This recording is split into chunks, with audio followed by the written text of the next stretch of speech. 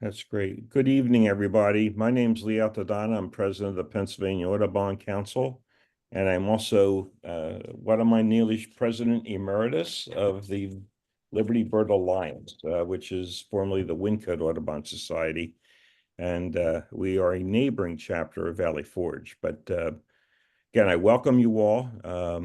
I again invite you as you come in to please put your name and chapter affiliation in the chat, and mute yourselves if you would as well, so we don't get any feedback. I just want to say a few words of welcome.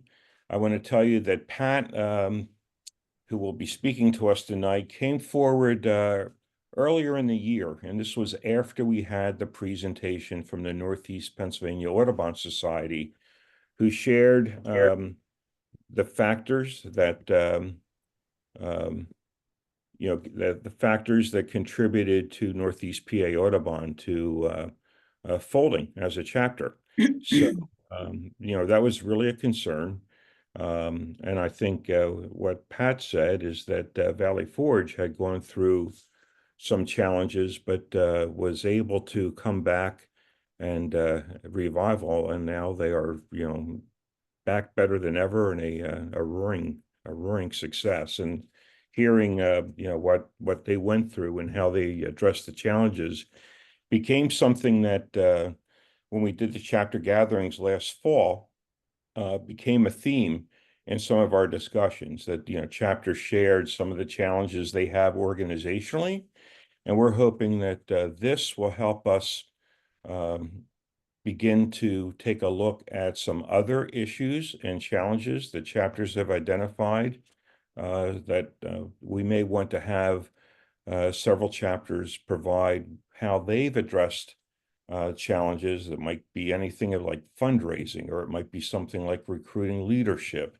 getting more diversity on their board, especially younger members of their board, some things like that we might be able to share as we go through this year, and then it becomes part of the council's effort to make sure that we are working to support chapters and to make them as effective as they can possibly be organizationally, because we all face these challenges. Almost all of us are volunteer chapters, and we rely on the quality of the folks that come onto our boards and help us serve our leadership. So again, pleased to have this presentation as perhaps we can call the kickoff to some series of presentations through the year. I wanted to say a couple things about Valley Forge Audubon. They are the second chapter that was formed in Pennsylvania. The very first chapter was Tyodotin Audubon, which is up in Wellsboro and Tioga County. But this was the second chapter that was established when National Audubon was putting together the chapter network that was created in the state. So they have a long history in the state. They are also, I think, they may not still be, but they were the second largest chapter behind the Audubon Society of Western Pennsylvania in terms of the number of members. So they were, a very important chapter in southeastern Pennsylvania. I know they recently lost a really renowned president, a gentleman named Tom Reeves, who I knew over the years. Tom served as president of Valley Forge. He was very active with the Delaware Valley Ornithological Club. The other thing that Tom was really extraordinarily helpful with is all the efforts at Mill Grove decades ago.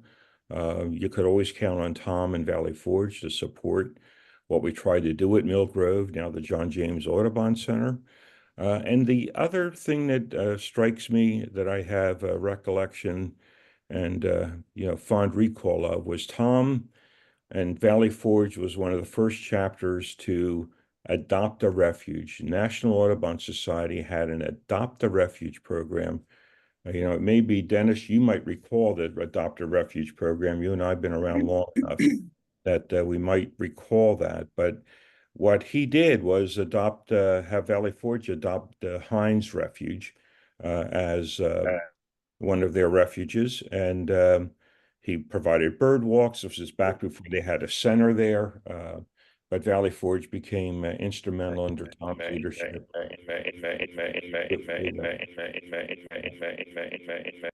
Yeah, I'm just making sure you please mute so we don't get feedback. So at any rate, they have a chapter with a strong history.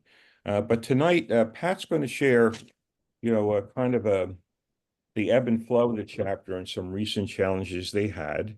I do want to say that we want to have Pat provide her program. I'll ask that you put questions in the chat after you put your name and chapter affiliation. But as we go through, put your questions in the chat. And I think, the slide program won't be extraordinarily long. There'll be plenty of time for us to have discussion and put everybody on the screen after the PowerPoint. And I think Vince and Patty Worth and Vince Smith, other active members with Valley Forge Audubon, will work with Pat Nastase to make sure that they can try to address all the questions that you might raise. So with that, let me just explain that Pat joined the Valley Forge Audubon Society board in 2018. She was vice president and member of the board of directors until 2023. During that time, she managed the website and the social media accounts and worked on the quarterly newsletter. She is now still chair of the Publications and Communications Committee with the same responsibilities for the website and social media accounts. She and her husband also lead bird walks for the chapter. And prior to getting involved with Valley Forge, she was an active volunteer with the early work of the John James Audubon Center, and particularly really helping with what was conducted then, our annual art show that Valley Forge helped to really organize and produce each year. And then on the gardens, the native plant gardens there. She is a freelance medical writer, and she ran her own business for over 30 years. So again, after her presentation, she'll have Vince and the other Patty Worth, to be able to answer questions. So with that, again, I'll ask everybody to mute, and Pat, you can take it away. Well, thank you, Lee. As Lee said, I've been thinking about doing this program for quite a while, but when I saw that many chapters were struggling, I decided that now was the time for me to finally sit down and put this together. And maybe it will offer some tidbits of help to chapters that are struggling. So just a brief history of the chapter. I believe we were founded around 1965 to encourage conservation of plants and wildlife in the area, and that had to do with the development of Route 422. We are a chapter of the National Audubon Society, and our members are all in southeastern Pennsylvania. We're in Chester County, Delaware County, and parts of Montgomery County. Our mission is to preserve birds, other wildlife, and their habitats by promoting appreciation and stewardship of the local natural environment through education and active participation. As Lee said, we are an all-volunteer organization. We have no paid staff. So we sponsor a wide variety of programs, not just bird walks. We do plant walks, photo walks, and hikes. And the focus of our chapter is to use native plants in the landscape. So I'm going to start back in 2018. Back in June of 2018, Vince Smith asked me to join the board. And one of the things he told me was that the chapter really needed some new blood. People were burnt out. They had lost their focus. Nobody was quite sure what steps to take. So there was, and the other thing that I think was unique to our chapter is that there was a lot of confusion between our chapter and the John James Audubon Center.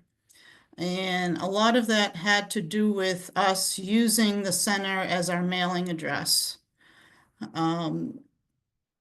and we just didn't do enough to separate ourselves. So at that meeting, after listening to all the issues that came up at that meeting, I walked away and I thought that the main problem was really a lack of marketing. We had a very low attendance at events. And at the time, we had just discontinued mailing a 6-month calendar. So we had snail mailed a 6-month calendar twice a year to all the people on our mailing list, but we didn't have any social media presence whatsoever. We had unused Facebook accounts. We had a Meetup account that we didn't use, and we had a combined Facebook account with the John James Audubon Center. In addition, that created the problem that I told you about earlier of people thinking we were the same organization. We had a old website that hadn't been updated in years. I had someone look at it at the time, and they decided it was a dinosaur. It wasn't user-friendly. It didn't have a blog. It didn't have an event calendar. So really, we had absolutely no way to market ourselves. And some of the other problems were we did not have a lot of program leaders. Vince Smith was running on fumes, trying to do almost everything. And we had no outreach to other organizations. So initially, a small group of us got together and decided how we were going to move forward with this. And I just want to say before I get started is that I am focusing on things that we did and not necessarily on the timelines that we did them on. But many of the things you're going to see tonight happened over a period of many months and years. Okay, so when our initial group meeting, we decided that each organization needed to have its own identity. So at the time the Audubon Museum was being built, there was a joint membership for the John James Audubon Center and the Valley Forge Audubon Society. Again, causing confusion between the two organizations. We decided to just discontinue that joint membership. And our chapter decided at that time not to charge a membership fee at all. Number one, we didn't have the manpower to track it or manage it. So we decided to define members in our bylaws. Now, the yearly stipend that we got every year was really not being spent by us at all because we weren't doing anything. The only expense we had really had was mailing that paper calendar, and we had stopped doing that. So we were giving funds to support the art show every year. We gave funds to the building of the museum. So we made a decision that for at least a year or two, we were not going to disperse any funds. We were just going to spend the money on ourselves, and we needed to do that to revitalize the chapter. Also around this time, we decided to transfer the Meng Preserve property to natural lands. Meng Preserve is a really beautiful location in Montgomery County that was willed to us by the Meng sisters. And it was a Girl Scout camp. And we just did not have the staff or the money to manage it. So I guess back in 2019, we transferred the property to natural lands. And about the same time, we decided to rewrite the bylaws because they hadn't been updated since 1993. And we decided that our priorities were going to be primarily to improve our programming and to improve our communications and advertising for the 21st century, which meant being out in social media and having an up-to-date website. So at the time I joined the board in 2018, they were meeting quarterly. And we made the decision that to get anything done, we were going to have to start meeting monthly. Quarterly just wasn't going to do it.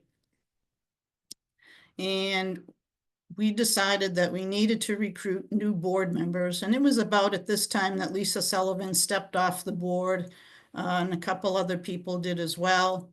One of the first people I recruited was Patty Worth.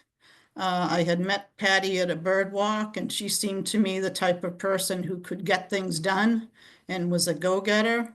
And I found that she was a lot like me, and I felt that she was someone that could really help us out.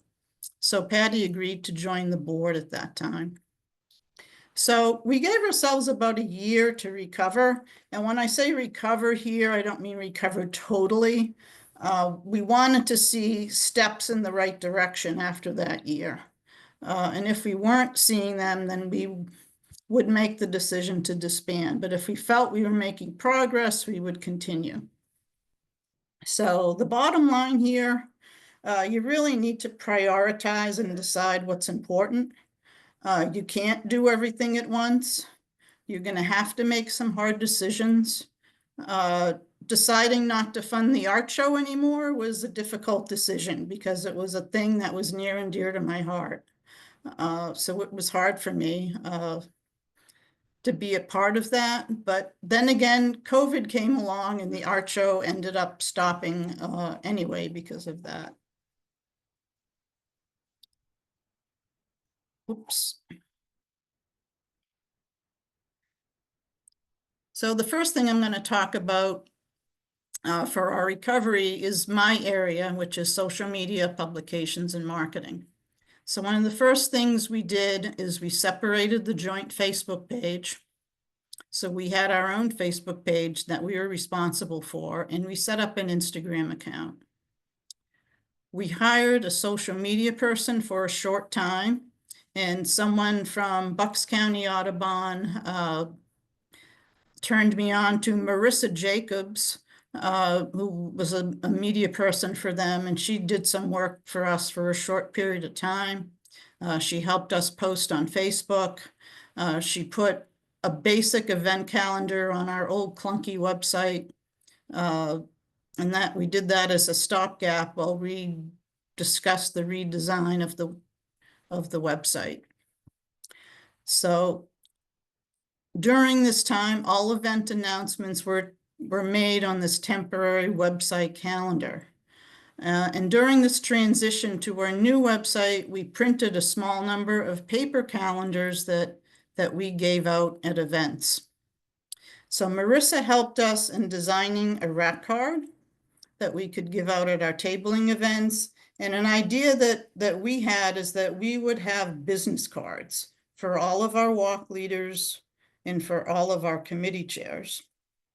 And we reinstituted our quarterly newsletter, and I believe that was around 2021. We did do it in MailChimp. Now we're using a program called Flowdesk, which we like, and it's a lot more user-friendly and cost-effective. So this is what our rack card looked like that Marissa designed for us. And these are our basic business cards that we just got from Vistaprint. This is the top one is a card that we give to all of our walk leaders. If we meet people on a bird walk or anywhere, rarely, and they want to see more of our website and learn what we're about, we just give them a business card. All of our chairs have their own business cards, and so they can convey their information to whoever they meet.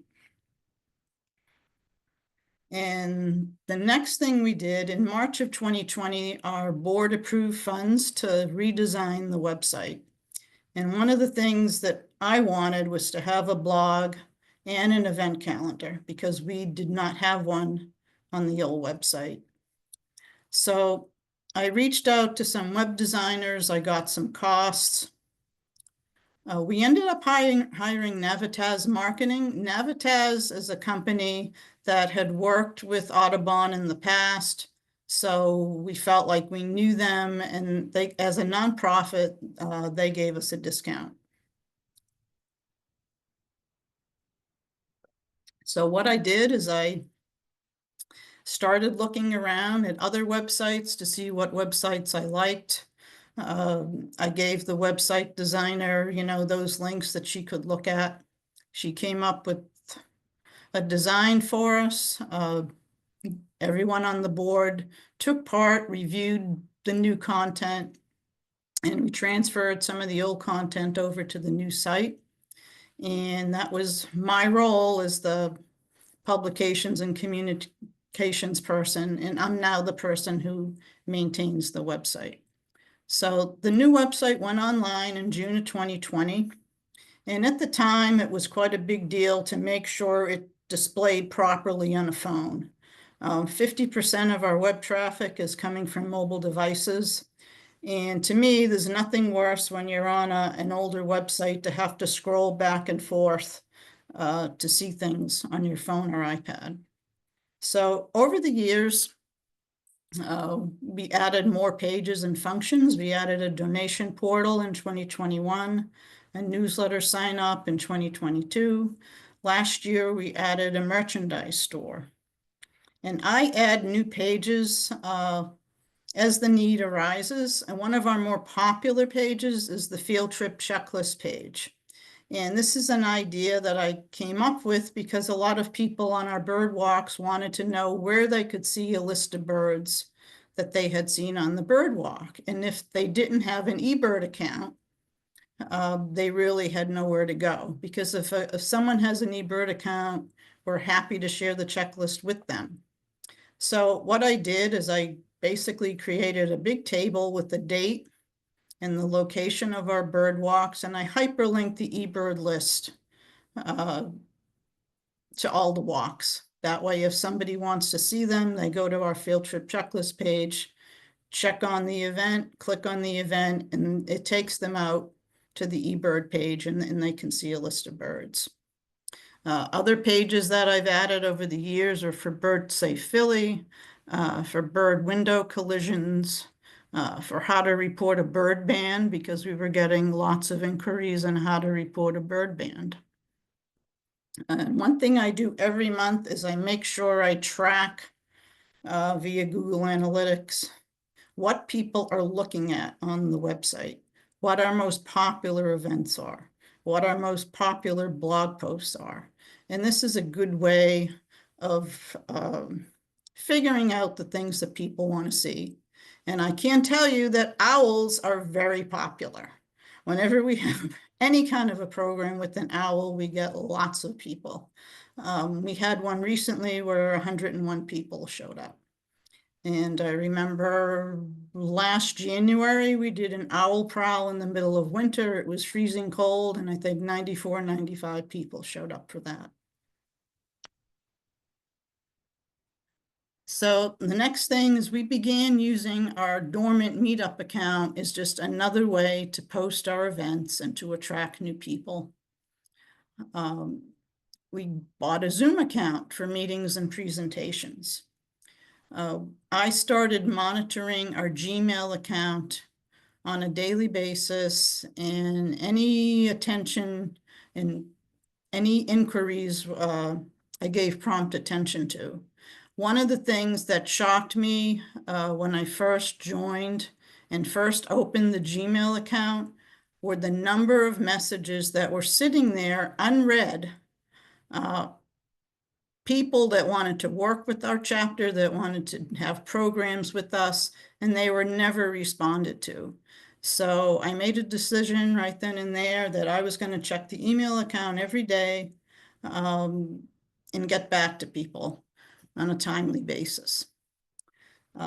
We started a YouTube account where we posted all our webinars, and all of those webinars are hyperlinked to a virtual presentation page on our website.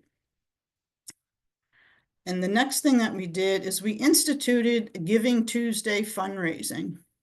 We send 2 emails to everyone in our database. And I really think that the contributions we get between Giving Tuesday and the end of the year for the holidays really far outweigh any membership dues we would have collected. And we just don't send out an email that says, "Hi, it's Giving Tuesday, send us money." One of my people who helps me with social media does really a great job designing these emails every year, telling what we've accomplished over the course of the year. And people, once they see that you're doing good things, they don't have any problem giving you money. And then we purchased branded items for our leaders and for our event tabling. So for me, the biggest need is tech-savvy volunteers, because I'm essentially doing 95% of the website and social media myself, and it would be nice to have some help once in a while. The next thing I'm going to talk about is our advocacy committee, and that is chaired by Ralph Graves and co-chaired by Shirley Dotson.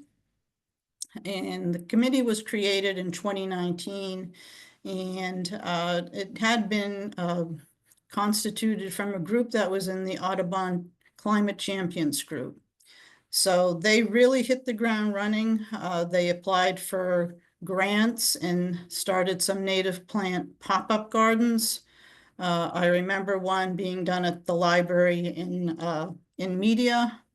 And they had social events around it. They had a speaker, they had a wine and cheese reception, same thing in Kennett Square. So they really got out there in all these different townships to promote native plants. In 2020, they joined the Coalition for the Delaware River Watershed, where they could keep up with all the environmental legislation that was going on. And right now they work really closely with Birdtown, PA, and the area bird towns. And 5 of their members were instrumental in getting their communities to become bird towns. And recently, their focus has been on preventing bird window strikes. So they had a new banner printed that they can bring to their tabling events to educate people about bird window strikes. And last year they funded another native plant garden in Swarthmore, working with their Birdtown group. So they're always out tabling, and they have both Birdtown materials and Valley Forge Audubon Society materials that they can give. So, and some of their focuses and their tabling are about native plants and reducing lawn size, bird-safe windows, lights out during migration, bird-safe coffee, bird-friendly coffee, and mitigating climate change. So recently, they have had a presence at our monthly walks at the Audubon Center. Our chapter last year started doing monthly walks at the Audubon Center from March through October every year. And there's always an advocacy person that comes out with us to answer any questions that people might have.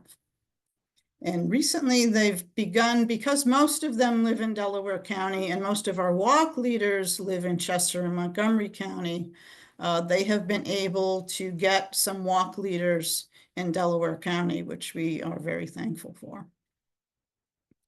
And his Shirley tabling at the Media Eco Fest last summer. The things that they're looking for are people who are interested in grant writing and tabling. And again, it's hard to find volunteers. I think we all have that problem. Next, I'm going to talk about our Programming and Outreach Committee. Patty Worth chairs our program committee. And we meet quarterly, and we're always exploring new ideas for events. We try to think about things other than bird walks. We do a in-person program on the intro to birding and birdsong. We do plant walks, we do photo walks, we do garden tours, hikes, bird banding demonstrations, native plant sales, birding and kayaking, birding and biking. And at one point, we even had art classes. So we try to schedule events around specific days, like the Backyard Bird Count, the Migratory Bird Day, Birdability Week. And it doesn't necessarily have to be a bird-related thing. We do a Black Friday hike every year, and we also do a hike on New Year's Eve. So the next thing we decided to do is to put together some PowerPoint presentations things that we would have ready to present if we got a call from an organization that wanted a presentation. So Vince Smith and I worked very closely to create a bunch of presentations that we did for our membership, and we also invited outside presenters as well.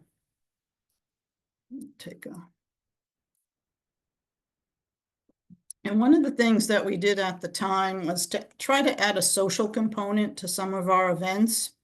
And pre-COVID, we had this thing we called brew birding, where we would go birding a lot of times in the summer, late afternoon. And because there were a lot of new brew pubs in the area, afterward we would go out for a beer and dinner. And people really seemed to like this. Because people, middle-aged people really have a hard time meeting other people these days. So having that social component there, I think, helped us learn our membership a little bit better and help people meet each other. Now we don't really advertise it as such anymore, but we still do go out and socialize after some of our bird walks and other events. And the last thing that we did is that we reinstituted our annual meeting. Our bylaws called for an annual meeting, but we hadn't done it in years and years. So we finally decided to do that. And we hold those every year in August at the Audubon Center, and we try to get a speaker every year. And our outreach committee is chaired by Lynn Sowden.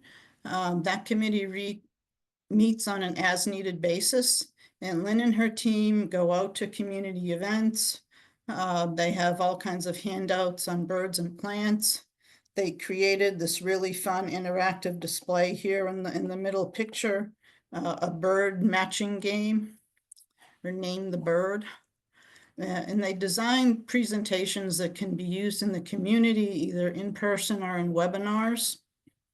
And then what I did is I added a web page to our website with the list of all of our programs. So any organization or group that wants a program, I set up a very simple Google form that they can fill out, which is just basically their name, their organization, what program they are interested in, and what time they want to have it. And this is a table that we had at the Bluebird Conference. When the Bluebird Society of Pennsylvania met in Downingtown, we were invited to have a table. So we met some people there, and this is at one of their tabling events at one of our local community day. So last year we worked with 38 different organizations. Some of these organizations we work with really closely and actually have research projects going on with them. So as you can see, that's a pretty wide variety of organizations: farms, nature preserves, bookstores, bird clubs, the local parks, senior centers, EACs, libraries, and bird towns. So again, the biggest need, committee members and more leaders. So I'm going to talk a bit about how we survived the pandemic. So remember earlier I mentioned that we did a bunch of PowerPoint presentations, and this is what kept us afloat during the pandemic, so we could be out there. These are some of the things, some of the presentations that we did. A presentation about owls, a presentation on how to buy and use binoculars. Eric Hughes, one of our new young birders, did a program on Merlin bird ID. So, and at the time I was designing social media posts to be educational, just to keep people engaged with our chapter. I did a bunch of warbler ID in the spring and sparrow ID in the fall on our Facebook page. And we were fortunate in that Vince Smith was friends with the owner of a local bookstore in Phoenixville. And through that, we were able to get presentations by David Sibley, by Doug Tallamy, Holly Merker, John Dunn, Scott Weidenzahl. They all had virtual presentations to discuss their books. And this was a big draw for people during the pandemic. And at the appropriate time, once things started to settle down a bit, we restarted our in-person programs, and we tried to limit the number of attendees initially. So here are some of our recent programs. This is our 2024 annual meeting. We had Nancy Frame from the Bluebird Society presenting. This is our New Year's Eve hike from last year. And this is Patty and John Worth doing their Intro to Birding program in Phoenixville. And one of our most successful events last year was our first native plant sale. And we did that with the Lower Providence Bird Town. And Lower Providence is where I live. So I did help set that up with the Bird Town. And I have to say, we had 700 or 800 plants, and 90% of them were gone in the first hour. So native plants are something that people are really interested in. So I would encourage you to think about having a native plant sale. And the interesting thing about this is that we decided not to charge for the plants. We asked instead for donations, and we quintupled our money. So people were really anxious and enthusiastic, and we were shocked at the donations people gave us, honestly. So I'm going to talk a little bit about how we're planning for the future. We need to get more young people involved, as we all do. We started a student internship. Right now, we have more students interested than we have work for them. I had a wonderful intern a couple years ago who was really great with helping me write articles for the newsletter and help with social media. Unfortunately, she went off to college. Patty Worth started the Young Birders Club. And these are kids that are range in age from 8 years to high school. We do events with them every month, and we give them scholarships to attend birding camps and symposia. And Patty took 4 of them down to the Frontiers in Ornithology Symposium in 2023. We recently started a new thing, and we're calling this the Downey Club. And this is for young adults ages 20 to 40. It's struggling a bit at the moment. What I think it needs personally is, again, more marketing. Their events have been sparsely attended so far. So where are we today? In 2023, we decided to go back to quarterly board meetings. We felt that we had recovered enough where we could go back to meeting quarterly again. Each committee chair every month submits a monthly report about what their committee, has accomplished in the month, and we upload that to our Box account where it can be reviewed by everyone on our board. In the past year, we ran 135 programs. They were attended by 4,100 people, and 3,200 of those were in person. And we presented 3 new webinars last year, and we have a total of 21 webinars from past years that are available on our website, and that were viewed a total of 919 times. Our social media accounts are very active. I try to post 3 or 4 times a week. When I took over the Facebook account in 2018, we had 150 followers. We now have 1,300. Our Instagram account, since we created it, we now have over 1,100 followers on Instagram. Our meetup group currently has 3,500 members, and 1,100 of those have been active with us in the past year. Our newsletter open rates are always very good. They're between 40 and 60%. About 32% is about average for nonprofits. Our website page views go up every year. This year they were close to 68,000. It's used by over 12,000 people. Our most popular web pages are our event calendar. Wildlife rehab and rescue. This is a page I decided to put up after we were getting a lot of inquiries about, oh, a bird hit my window, what do I do? Do I have to, what are the local rehabs I can take it to? All of that information is now on our website, and all I need to do if I respond to an inquiry like that is give them the link. Our birding hotspots pages are very popular. Native plant pages, again, and the field trip checklist page that I mentioned to you earlier is our fourth most popular webpage. So what's the bottom line here? Your chapter is a business and you need to run it like one. If you go out birding, take your business cards with you. Even if I go out birding with my husband, I always have business cards. Birders like to talk to other birders, so if you run into someone, hand them a card, introduce yourself, say, hi, I'm from Valley Forge Audubon Society. Maybe you'd like to come to some of our events. And you need to really keep up with the times and the technology, which is important if you want to attract younger people. I know when I joined the board, it seemed like they were stuck in the 90s.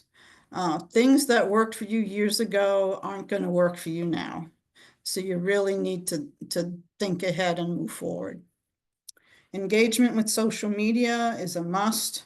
I spend between 5 and 20 hours a week designing posts for Facebook, writing blog posts, anything that can engage our members. Now, a lot of people, a lot of organizations have private groups that you need to join. Our Facebook page is public, and I think it's better that way, only because if people are new birders, they might feel a little bit threatened and don't want to join a group page. And I just feel we could reach more people having a public Facebook page. Take advantage of free and reduced prices for nonprofits. There is a group called TechSoup. It's a website that gives nonprofits discounts, and through that I get Adobe Express every year for free. I mean, normally that would cost about $100 a year, but that's how I do all my graphic design, and I can get it free through TechSoup. That being said, all the deals on TechSoup are not good. You need to do your homework here and decide which ones are worthwhile. Vistaprint sales. Vistaprint is always having sales. We get all our business cards there and rack cards. So think outside the box for programming ideas. I know it's a cliche, but not everyone is a birder. They might have related interests. There's a lot of photographers out there, so we've started doing photography walks and, things that I mentioned earlier, boating and birding, biking and birding, stargazing, bird banding demonstrations, native plant walks, tree walks. These are all things that people are interested in. Expand your presence in the community. Go out and participate in festivals and community days. Reach out to any related organizations, to farms, to wildlife rehabilitators. See if you can work with them on doing a program. You have to be proactive. These people are not going to call you because honestly, they think Audubon is just a bunch of old people going out looking at birds. They have no idea what else we can offer. So our outreach and our programs committee are very proactive, contacting senior centers and libraries and bird tents. Contact these people and offer to do a program for them. One of the first things I did when I joined the board is that October, I reached out to my local library, Lower Providence Library, and I asked them if they were interested in a program in Project Feeder Watch from Cornell. And Vince Smith and I went over there and did a program for them. And it was very easy because Cornell actually has a slide set that you can download from their website to use for presentations. So that was one of the first things I did, and they were happy to have us. So things there snowballed from there. The next thing, which I think is really important, is you need to be welcoming to everyone who attends your events. There are a lot of new birders out there, people that discovered birding during the pandemic. You need to educate them. Don't talk down to them. We've had people come to our events and tell us they've had bad experiences on other bird walks with other organizations. They felt very intimidated. They felt afraid to ask questions, and they just didn't feel comfortable. For me, we always ask if there are new birders on any of our bird walks. We help them adjust their binoculars. You would be surprised the number of people who do not know how to use their binoculars properly. We spend time bird watching on our bird walks. We don't do speed birding where, oh, here's a cardinal, check it off. Here's a chickadee, check it off. No, if you have new birders, you need to stop and look at the birds.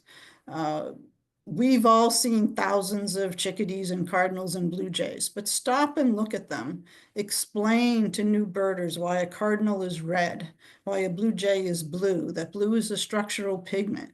Explain the difference between a Carolina wren and a house wren.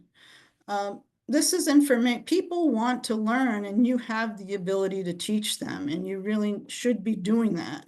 And once you engage new people, they'll keep coming back. And once they keep coming back, they'll want to volunteer for you.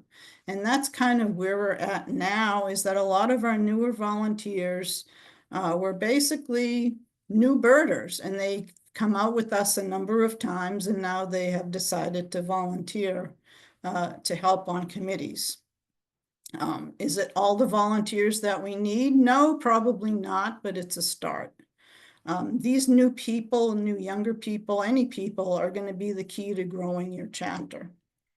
And a lot of these people might have knowledge that you need. Case in point, there was a woman who was coming to many of my bird walks, and after she had come to about half a dozen of them, she came up to me afterward and said, you know, I really like coming on your walks. I always feel like I learned something. You always make sure everybody sees the bird, sees all the birds. And by the way, I have a background in computer science, and I understand you do the website, and do you need a volunteer to help you on the website? So there was my volunteer. I had to spend time writing up procedures for her and training her, but now she helps me with the website. So positive word of mouth recommendations go a long way. I will tell you that all of these people who work for civic organizations and libraries and senior centers, they all talk to each other. So if you've done a good program, they'll tell their friends, and before you know it, people will be contacting you to do programs for them. So positive word of mouth of recommendations will go a long way to help you expand what you're doing. So last thing, going through all of this was a lot of work. It took a lot of time. We needed really dedicated people to do it. It's not going to happen overnight, but I will say for me personally, it has been a very rewarding experience. So with that, if anyone who's present, who's from our chapter would like to say a few words, Vince or Patty, I guess Shirley and Lynn are also online. Yeah, but I was going to say, Pat, if you don't need the PowerPoint, why don't you stop sharing your screen, and we can see everybody then. So I don't know. I know you. There's several board members here from Valley Forge. I don't know if they want to make a comment or you want them to help you respond to questions. We do have a few in the chat. But I was going to just ask with the numbers that are here. You know, I see Neelish asked a couple questions. If it's all right, yeah, Neelish, why don't you just unmute and ask your question? And Pat or other members of Valley Forge can respond. Yeah, firstly, congratulations. What an amazing story. And you guys have done a remarkable job. What I'm blown away by is the amount of work you're doing while struggling to find volunteers. This is sort of I have a disconnect in my head between those two facts. So can you help me with that? Let's say some of us are working overtime. Vince laughs. And the other There are times when it's a bit overwhelming. But we just keep on doing it. I mean, I really like leading the bird walks that I lead. A lot of our leaders have certain areas that they focus on. My area is some of the parks in Montgomery County. Patty and Vince covered a lot of the parks in Chester County. We do take a little break over the winter. Not much of one. We Just have, a little. we have 9 programs in February, so we don't take much of one. Yeah, that's true. And Pat, I'd like to add for your question, because it's a good question. A lot of our volunteers, as Pat mentioned, and I really think this is important, they come from being on our walks and participating in our programs. And over time, they're having a lot of fun. So 2 things happen. One, it's the joke about nobody will do it if you don't ask. So we ask, like with the outreach committee. I'm laughing because sometimes we get volunteered into things too, and it's fun. And so when we now have 8 or 9 people who don't help all the time, but we have a nice core group of people who can help with the community events. And the other thing that I would like to offer that I just personally, the group knows is my hot button. I've been helping now with the group for 3 years and love it. What struck me though, and ties in with what Pat said about being welcoming, not talking down, was when I joined, I've been a volunteer since 4th grade in one way or another. So I've had lots of different kinds of experiences. And one of the things that I am so grateful for is that it's not a clique.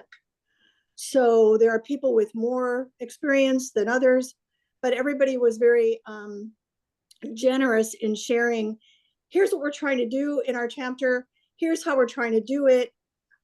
We'll go with you and partner with you for a couple times so you can see our way of doing it. And so that helps spread it in terms of things like being welcoming and taking time to look at the birds versus a race, because that is the thing we'll hear most, is people will say, I'm a brand new birder. They were just going so fast. And it was more like, what birds could they spot versus help me know what bird we were just looking at. So it's that generous information sharing that I think really, really helps a lot.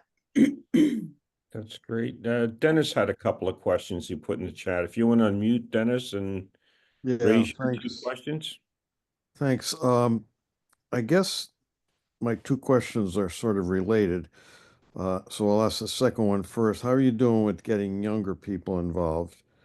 And then related to that, I guess, is the who runs the Downey Club, since that's for sort of younger people. I can take that, Dennis. So I'm the one that, I guess the short answer is we're not doing great, but we haven't given up yet.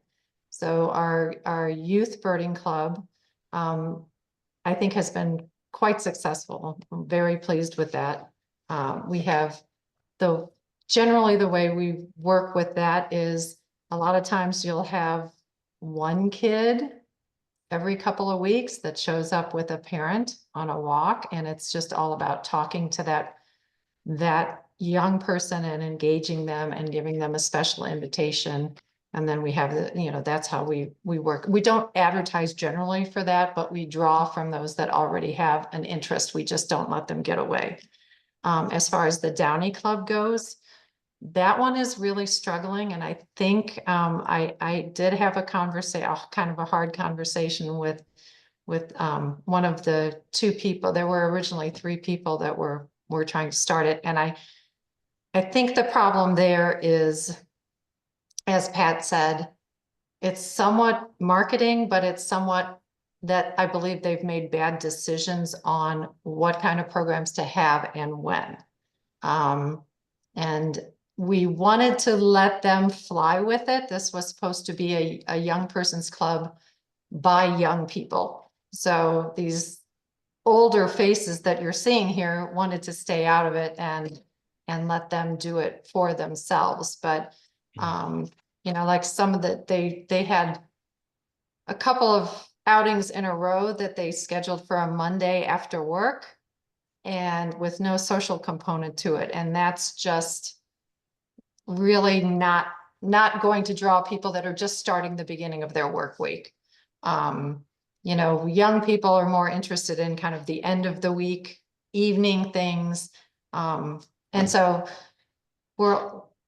they admitted that, yes, that was just something that had worked well for their schedule, and they weren't thinking about kind of the greater, how to attract greater numbers of younger people, young professionals, shall we say. So it's a work in progress. They're getting a little more mentoring now. So we'll see.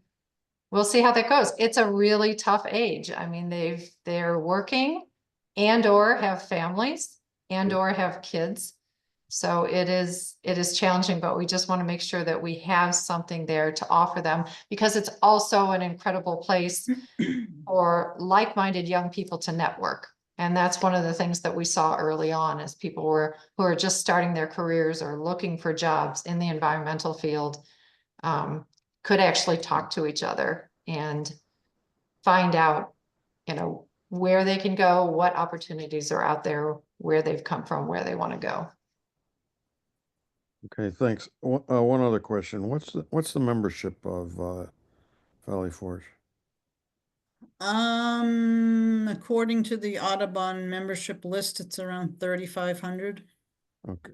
Yeah, I think it's the second largest chapter in the state, behind Audubon Society of Western Pennsylvania in terms of membership. But again, they don't have a separate chapter-only membership.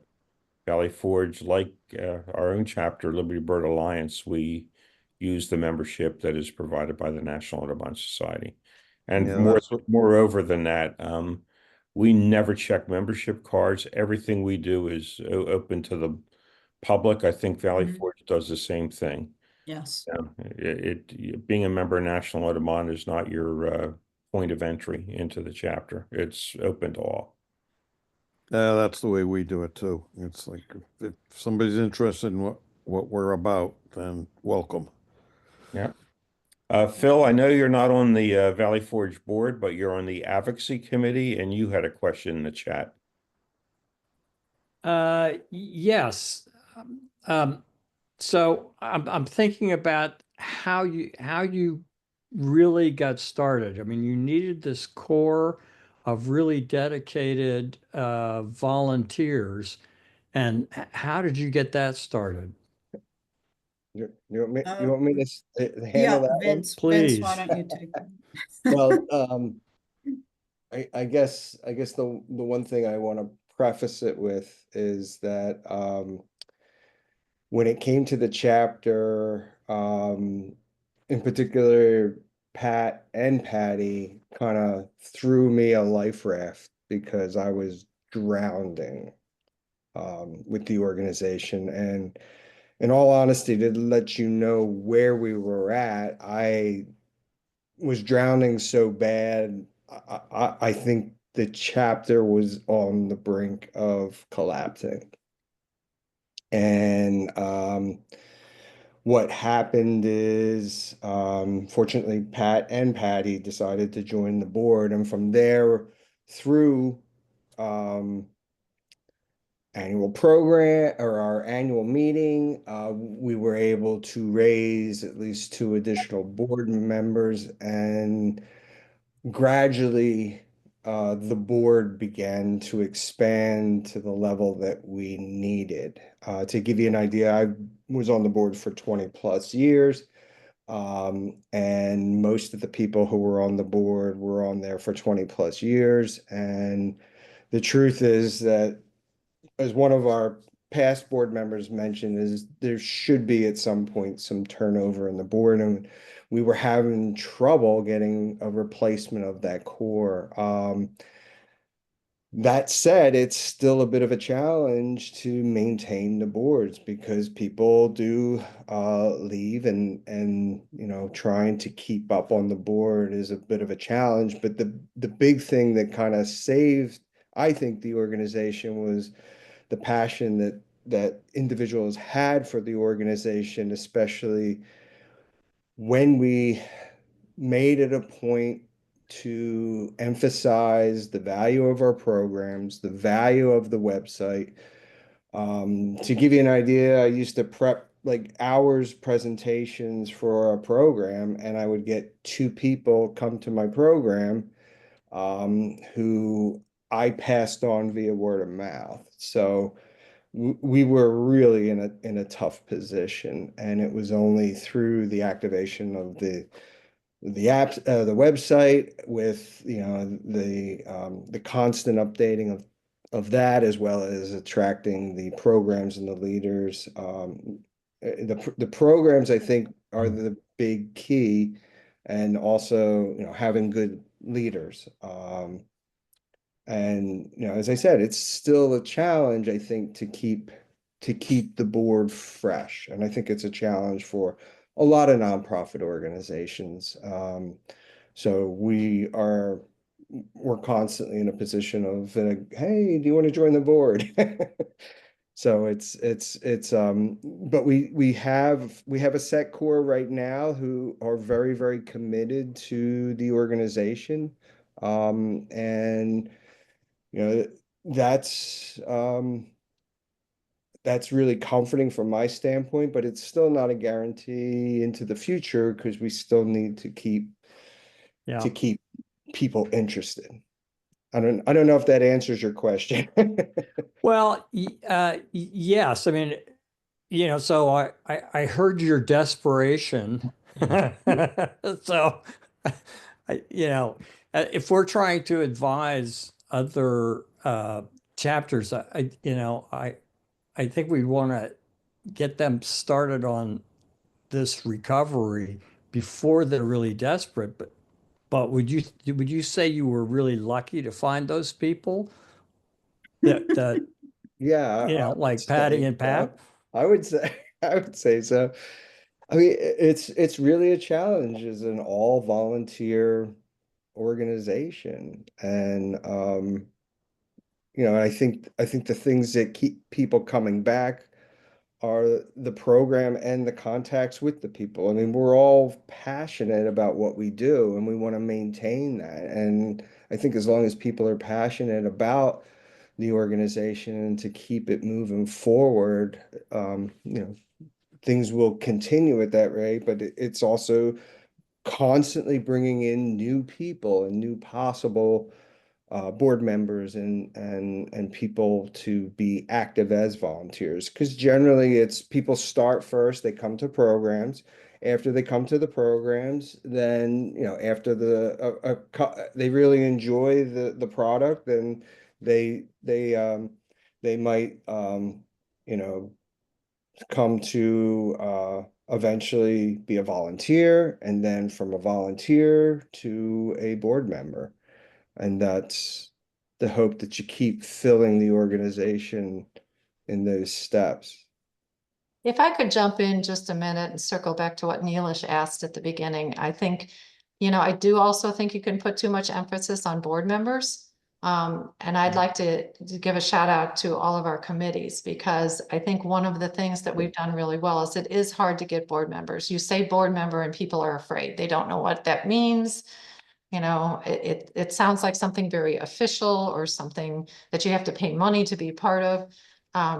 But fleshing out, having really good committee chairs, and then fleshing out those committees with people that come to a lot of our programming has been really important. I know, Shirley has a very active advocacy group because of it. Lynn has her tabling team, which is, an important core group that goes out into the communities, for For the programs committee that I run, the leaders are phenomenal, and we have a lot of them. Neelish, I think you asked about how do we do so much programming with so few volunteers? And when you include the people that are on the committees, there are more. So our board is very small, you know, our chairs are very small, but the committees are growing, and success breeds success. Once you get that snowball going downhill, it gets bigger. And that's one of the things that I think we are seeing is, you know, be, as Pat said, be welcoming, be energetic, be endlessly positive, and have a little social component to it too. And people want to become more of a part of that. Yeah, if I may, I mean, our chapter is in terrific shape, has been because of the yeoman's job that Lee has done over his years as president. Our challenge with volunteers and committees is they're mostly made up of members of our board. And so how do we attract other volunteers who want to do more than perhaps lead a bird walk and so on, to be more active in the running of the organization, if you will, if you think of it that way. And that's a challenge for us. Now, we are very blessed with volunteers for very specific things. So, for example, we do Climate Watch, which is a National Audubon Society project that we've been part of since the beginning. And we have a lot of volunteers for that specific thing. It's what I'm trying to understand is how you get some of those folks to do more than that specific thing. I mean, for you to have 4,000 people that come to your programs is a stunning number. It is. It's an unreal number for me. And so, Well, yeah, we do. I think another key to that is looping in partners. So Vince's story, I have heard from other environmental educators, paid staff, you know, I'll take someone at a Nat Lands Preserve or one of the Brandwood Wine Conservancy preserves that they do educational programming. And as Vince said, they have 2 people show up. So we partner with them and we fill their parking lot. That makes them enthusiastic. It makes them want to do it again. We're not actually leading that program. We're supporting it. You know, we have a presence there. We always have a presence there, but we're not having to, you know, start from the ground up, you know. We're doing all the advertising for them. Yeah. So we're, you know, because we've got, thanks to Pat and everything she's done with our website and our social media and the meetup page, a lot more people are finding out about things. That's energizing these other organizations. So, you know, we had, last year on February 1st, we had 55 people show up for a bird walk. We have at the board meeting sometimes discuss the problem of being too successful. Where, you know, we need to have 5 or 6 leaders at a program like that. And we're lucky enough that we all kind of like each other. So we tend to go to each other's bird walks. and So one we're more also thing, there. one more But thing I I think would, partnering too is, yeah, I was going to also say something in response to what Vince described. One of the things we do as a board is we actively roll off board members. So they have a 3-year term and they roll off. But that would be a disastrous thing if you didn't then backfill. And so we have a nomination committee that every year goes out and finds 3 board members because 3 are rolling off. And so that is an active effort. So we don't count on somebody just kind of saying yes. We go voluntold them to be on the board or volunteer them, and that's worked so far. Our board is actually, from an age distribution, is quite remarkable. I think 50% of the board is under 50, which is something we've been actively trying to do. yeah, no, I do think that's wonderful. And I think it is important. And one of the things that we have tried to do is, like I said, you know, we're back to quarterly board meetings, last an hour, because all the work is done in committee. And the committees all submit monthly reports. All the board members have to do is read that once a month, get together once every 3 months. And hopefully that's not so onerous. But, you know, I would love to have, we have yet to figure out the way to get a nominating committee together like you have done and to roll people off the board. But I think that is a goal that we really need to aspire to. How many people do you have on your board? We have 15, Wow. 18. 18. Yes. Wow. That That's a includes the huge officers. board. Yeah, we have six, you know, each 3-year term. So there's 3 classes of 6 board members, and the officers come from the directors. They come from the board. They're not additional.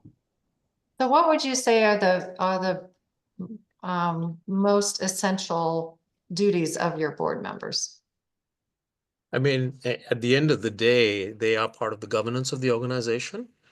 And so we, much like you, we meet once a quarter. We have an executive committee that meets also once a quarter. That's just 4 of us, 5 of us now. And we essentially bring to the board things they need to decide on. Mostly we are looking for things that they can help make decisions on, right? So at least my experience is, and you know, Lee has much longer experience, getting boards to discuss things which you haven't brought as a recommendation is a recipe for failure, because you just don't have enough time in a board meeting to get there. And so bringing options to them that they can pick from and vote on, etc., is the main job they do. I mean, they have a fiduciary responsibility, so we also bring all that information to them, right, in terms of finances and so on and so forth. Yeah, so This is a good follow-up for Barbara. Barbara has a question in the chat that goes to who votes in the decision-making. Barbara, if you want to come off mute, you can raise your question. Yeah, actually, as I was typing that, some people were already starting to comment on those issues, but so I did want to ask now, what qualifications do you look for in a board, for instance, a board member? For instance, we currently have a rule in place in the bylaws that they have to have been engaged with us for 2 years to show that they're kind of on board and compatible and good at being responsible and so on. But it is hard sometimes when we need board members to wait 2 years to make them a board member.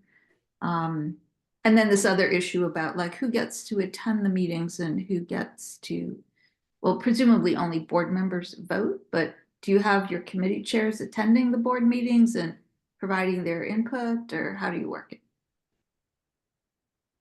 Yeah, we definitely, all our meetings are always open to everybody. We have most of the committee chairs there. I think all of the committee's chairs there at almost every board meeting, plus a couple of other volunteers, you know, that are just interested in attending and being there. I mean, we would like it. The more involvement, the better, right? Okay, and then, but then when you take a vote, it's the board members who. The board members only can vote on things, right? Yeah. And then the first part of my question was how do you qualify people to be board members? Can anybody become a board member at any time, or what are you looking for? Yeah, there's nothing in the bylaw. We have nothing in our bylaws that restricts anyone from coming in. They just have to be voted on or voted in, or voted on. And you just kind of hope you know them well enough to know that they'll be a good board member? Well, I would love to have to address that problem at some point.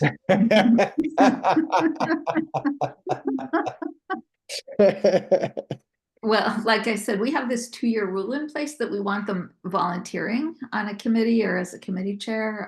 So we get to know them and see how they work with us before they become a board member. And some people have argued that, you know, that we should just cut that out so we can get board members more easily. But I think we would have lost out on some of our volunteers if we had a rule like that. You know, some of the people we have known for a couple of years, they haven't volunteered, but you know, certainly they've turned out to be very good board members. So we haven't had anyone just spring out of the earth and volunteer to become a board member when we'd never met them before. But you don't need to volunteer with us. We have people that I've seen been coming to our some of our outings for 5 years. And if their life circumstances changed, that they wanted to volunteer and join the board, we would be delighted to have them. Yeah, Our I board is think, very small. It's a minimum, I think it's a minimum of 7 and a maximum of 9. So we do most of our work in the committees. and to both of those points, if I could just mention, we haven't used the fancy business term of branding, but there is a brand for our chapter, and it hits some of those key points we've already mentioned about the welcoming and educating. And so at least what I've observed in the time I've been there, our board knows our brand. So the people who are interested in volunteering with us, as Patty said, have at least been on walks with us. And we have a brand. There is a certain way, thanks to, and I will credit Vince and Pat and Patty especially, for kind of setting the tone. And so there's a brand to how we are looking to interact with the folks that come to our programs and our walks. And that keyword of welcoming and educating, those two things. So they know that. So even if it hasn't been for 2 years, they're familiar with how we operate and have to want to be part of that. Yeah, thanks for that, Lynn. I got a comment in the chat box from Sue. I don't think it's a question, but it's a typical response I've heard from other chapters over the years, that somebody that's interested shows up at the chapter meeting once or twice, and before you know it, somebody's asking them to be the next president of the chapter. Yeah. Unfortunate. And Heidi, I think she's still on the call along with Phil. It's just Valley Forge has made tremendous strides with Birdtown. We heard that mentioned several times this evening. Heidi is the president of Birdtown, former president of Bucks County Audubon, and Phil is the vice president of Birdtown on the advocacy committee of Valley Forge Audubon. But the interactions with Birdtown seem, I think that grew out of surely out of the advocacy committee. You and Ralph kind of promoted Birdtown, and that's become an important outreach effort that Valley Forge gets very involved with. I don't know if you want to comment on that, but it seems to be Sure. Programming and engagement happens. Yeah, I think it happened because people wanted to do bird-friendly work locally in their communities, and it happened, I think, very fast. But our advocacy committee now includes, let's see, people who are involved in 4 different bird towns, and we plan events with maybe 5 different bird towns. Yeah, 5 different bird towns. So people are working locally with Birdtown and then regionally with Valley Forge Audubon. And we distribute materials from both organizations, as Pat said. But and for example, at events, we collect names of people who are interested in both organizations, volunteering and being on the email list. So there's a lot of blending and overlap. And in fact, sometimes it's hard to know which organization is doing what. But that cooperative work is a huge strength. Yeah, that's being mission aligned, which makes that a happy overlap. Yeah. And in terms of mission aligned, I want to say something about Vince. Valley Forge is one of the 5 organizations that is part of the Bird Safe Philly Coalition. And, he has been there representing Valley Forge. And then there's a lot of cooperation with work that Liberty Bird Alliance and DVOC and others have done with a lot of the bird collision work that we've been doing in terms of financial support for addressing environmental centers to get them done with feather friendly. But Vince is on the governance committee and the leadership team. And I think Phil, you're on the leadership team as well. And now Neelish is. But in terms of Valley Forge's involvement, I think those partnerships speak broadly to just the health of the organization, that you have, at the potential. I know with Bird Safe Philly, a lot of the volunteers are much younger people. But it's a nice way to draw some folks in. I am wearing my Bird Safe Philly. I got one of those too. I gotta wear that. There you go. Yeah. Quick, go get it, put it on. That's good. Any other questions or thoughts? Phil? Yeah, you guys have obviously been very successful.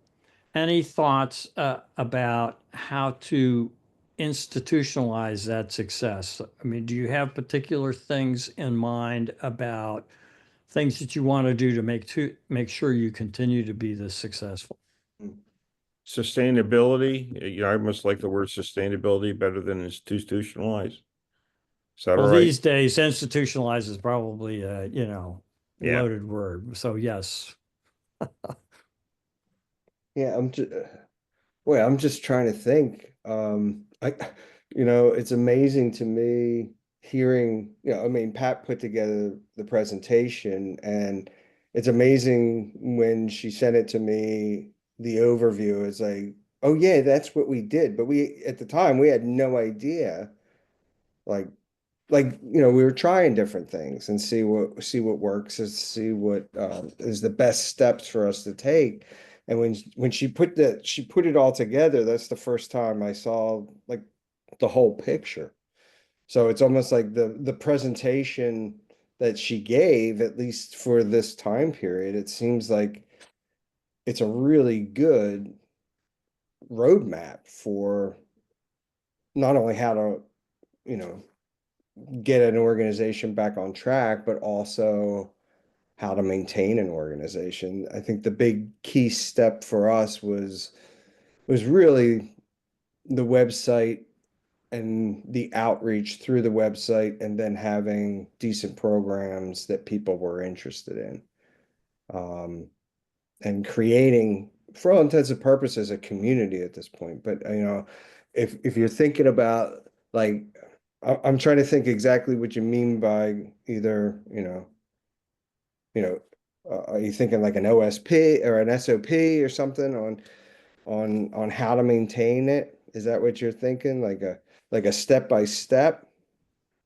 No, I'm just interested in what you sort of like off the cuff, what you think, like, would there be, I mean, one of the things I'm interested in is what warning signs, would we tell chapters to look for that they were on a downward trajectory rather than maintaining or on an upward trajectory. And, so, I mean, things change over time, how do you think you might want to put that change or consideration of that change into your organization so that you're not surprised? The one chapter that I had any involvement with, knowing why they closed, it was like they sort of recognized that there was a problem for a long time, but then did nothing about it. Yeah.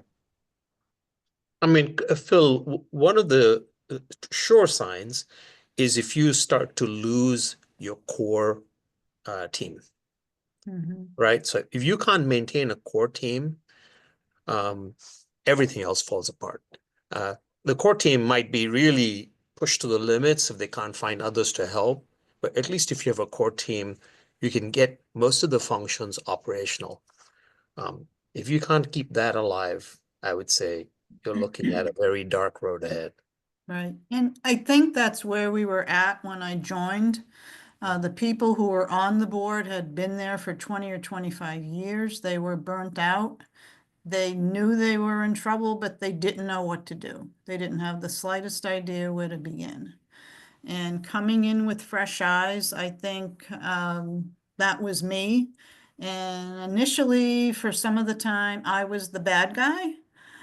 Because I said, look, you're not doing this and you need to do this and you need to stop doing that. And eventually, people realized that my ideas were pretty good, because basically there were no ideas. They were just exhausted. Poor Lisa Sullivan was exhausted. Nick was tired. They had all been there. They were they were trying to work with the organization in the 1990s and not in the 21st century, I think, was part of the problem. Helpful. I know we're ending up with almost an hour and a half. Dennis has his hand up, and I wanted to say, have him raise his question, but I also wanted to share. I was in a meeting with Dennis and about 40 other chapter representatives from New York and Connecticut last night, and just share a little bit about a connection to Lehigh Valley Audubon Society that came up in that meeting. Go ahead, Dennis, with your question first. Yeah, the question was, how many people were involved in resuscitating the chapter? You were kind of the lead at it, but how many of the core people, or did you get new people to join you? Initially, I would say it was myself, Patty Worth, and Vince Smith. Some of the older members of the board were leaving at that time, and around 2019, we started recruiting some new members, and they were also involved. That's when Shirley, I think, joined the board. Ralph dropped off and Shirley took her place, because Ralph had been on the board for many years. Basically, I would say it was 4 or 5 people initially who brought it back. We also had a little bit of a long ramp, because if you listen to the timing, 2018, 2019, and we all know what happened in 2020. So, we were ramping things up. We were trying new things. We had about 50 programs planned, and then everything got shut down. So it gave us time, I think, to work together, to pivot, to do some online stuff, to talk amongst ourselves a little bit more, without getting discouraged because we weren't seeing results. There were no results to be seen. Now, I'm not saying we would have been discouraged. I'm hoping that we wouldn't have been, but it was a slower on-ramp. And like, I know I met Lynn at a master naturalist training in 2020 during the pandemic. So, it was just, and she's been a huge asset. So it's just been,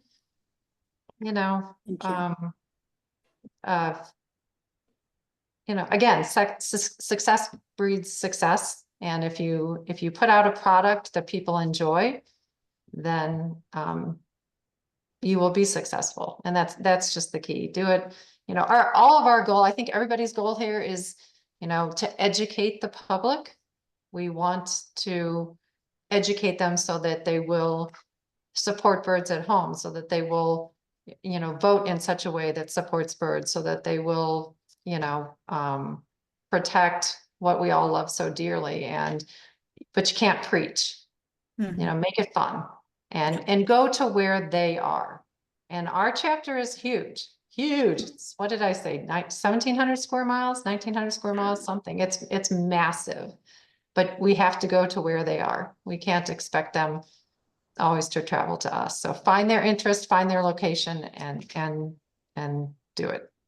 Yeah, and this is one of the reasons why I monitor what people are looking at on the website. What events are getting the most views on the website? What blog posts are getting the most views? That way we can gauge what people are interested in. When we send out a newsletter that has many links in it, I make sure I check how many views all of those links have. And it's a clue to see what people are interested in. Yeah. Sounds The other thing, Congratulations on a remarkable job. those 3 get the most credit, believe me, but it's also back to the brand. And Patty, I'm going to quote you. We did think about and talk about and continue to talk about who's our audience. And so one of the things Patty has said often is experienced birders are going to go out no matter what. And Mhm. experienced birders are going to be part of other clubs, and experienced birders are going to go on trips. But it's the new birders, it's the ones who, as we've talked about, want to get involved, don't know how. And so I think a huge focus for us in the things we do is to make sure that it's saying, come on in, it's okay if you don't know anything about it, but it sounds interesting, go ahead, join us on the walk, come to our program, so they don't feel like they have to come in and already know something. And so at least for us, I think that's been a huge help in terms of trying things too. Because sometimes we say, well, let's see what happens. That's great. Yeah. Dennis, I just want to give you a minute just to talk about, I wanted to explain the connection to Lehigh Valley Audubon Society and Muhlenberg College, the work that you're doing with the chapters in New York and in Connecticut with Lights Out and Bird Collision. You've made full use of the Bird Collision Working Group, as we called it, the materials that are available that are now being disseminated to the chapters in New York and Connecticut as part of your project. Could you just mention a word or two about that? I think it's great that, here Peter Sanger with Lehigh Valley Audubon Society is, that the work goes on from, over 5 or 6 years ago. Sure. The New York and Connecticut Council met in the fall, and we wanted to come up with a project that the chapters in the two states could kind of work on together that would advance a flight plan. And a number of years ago, there was a Bluebird Trails project that New York did that a lot of chapters worked on together. And we wanted to do something similar with respect to flight plan. And what we came up with was bird safe buildings and concerning window collisions and lights out. And we wrote a collaborative, an Audubon in Action grant for the council, more or less, that would get common materials for the chapters. So we're getting yard signs, stickers, table throws, and the bird collision working group's presentation, PowerPoint presentation for all of the chapters in the two states. And then the chapters went for collaborative grants to do something specific to advance it as well. So, for example, Montauk, our chapter is, we're going to be building, making Acopian bird savers for homeowners. We're going to have workshops. People come in and learn how to do it and go home with some. Another chapter is retrofitting their farmhouse with bird safe lights and bird proofing their windows with feather friendly Acopian bird savers and with tempera paint so that people can see what the different methods look like. And other chapters are doing other things. So this is a collaborative thing that about 20 of the 28 chapters in the two states are doing. Which is great. And I haven't had a chance to share what you're doing with Peter Sanger. I think Barbara from Lehigh Valley may have dropped off, but I just wanted to indicate that sometimes there's a lot of cross-fertilization between chapters and councils and the like, so that's great. But let me close this evening by saying thank you to Pat. Thank you to the other members of Valley Forge Audubon Society. I think this was an extraordinarily helpful presentation. It might even trigger some ideas for some future presentations for the chapter leaders across our council in Pennsylvania, perhaps regarding bylaws and what you do with nominating committees and refreshing the board And there's other ideas too that came up in terms of issues in the chapter gatherings that some of you were able to attend in Pittsburgh or in Harrisburg or in at Muhlenberg in Allentown. So I think we'll want to do more of these. So again, appreciate it. You've been on a long time, an hour and a half. No football to deal with this evening. We're pretty good. But Dennis, did you want to say goodbye?